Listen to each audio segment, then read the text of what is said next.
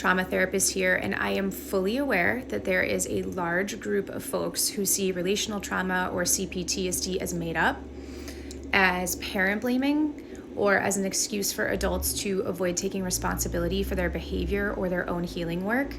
I don't know, maybe this is why CPTSD still is not in the DSM, but here's the reality. Many of the parenting behaviors that create the conditions for CPTSD are not viewed as abuse or neglect in Western culture.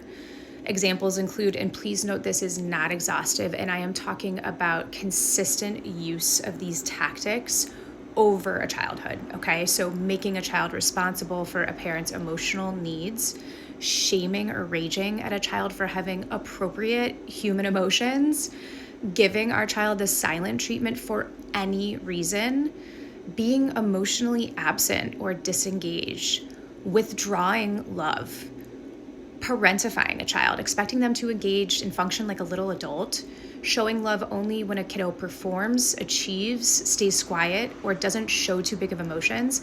Notice none of these meet mandatory reporting requirements, okay? And many parents repeat these patterns simply because it's what they were taught. Our parents learned these patterns from their parents.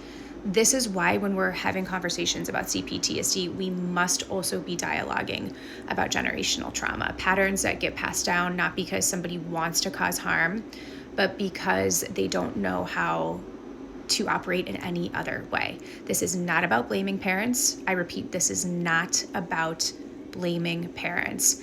And it isn't about avoiding the responsibility that we have for our own healing as adults. And it's also not about excusing abusive behavior. It's about honoring the invisible wounds that we carry so that we don't unknowingly pass them on to the next generation.